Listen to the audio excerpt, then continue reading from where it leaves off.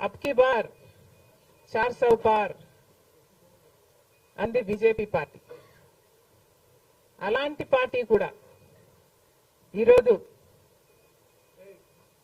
చిటికలు పడేటట్టు చేయగలిగింది రాహుల్ గాంధీ గారు, ఇండియా బ్లాక్.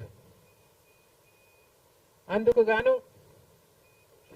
దేశ ప్రజలందరూ కూడా రాహుల్ గాంధీ గారిని అభినందించక తప్పదు.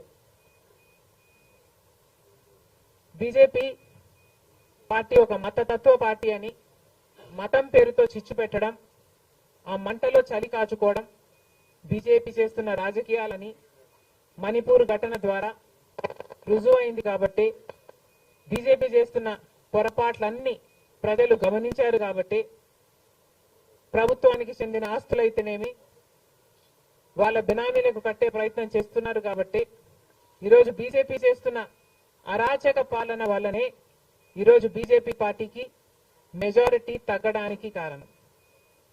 ఇంకొంచెం ఉంటే ఆల్మోస్ట్ బీజేపీ పార్టీ అసలు ప్రభుత్వమే ఏర్పాటు చేయలేని స్థితికి ఈరోజు బీజేపీ పార్టీ దిగజారిపోయింది. ఇలాంటి ప్రభుత్వం ఎన్ని రోజులు ఉంటుందో చెప్పలేని పరిస్థితి ఈరోజు ఉంది. కేంద్రంలో బీజేపీ పార్టీ అధికారంలో ఉంది అన్న మాటే తప్ప పవర్ మాత్రం ఈరోజు బీజేపీ చేతిలో లేకుండా పోయింది.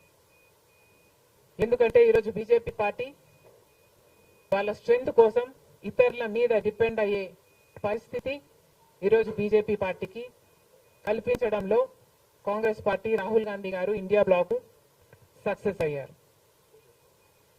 దేశవ్యాప్తంగా ఇది పరిస్థితి అయితే ఇక రాష్ట్రంలో చంద్రబాబు గారు కూటమి, పవన్ కళ్యాణ్ గారు బీజేపీతో కలిసి ఇక్కడ ప్రభుత్వం ఫామ్ చేయడం జరిగింది.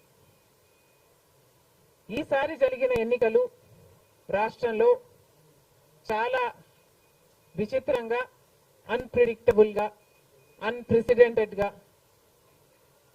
ఈ ఎన్నికలు నిలిచాయి. కారణం ఏమిటి అంటే ప్రజలు చాలా డిసిసివ్ గా ఒక నిర్ణయం తీసుకున్నారు.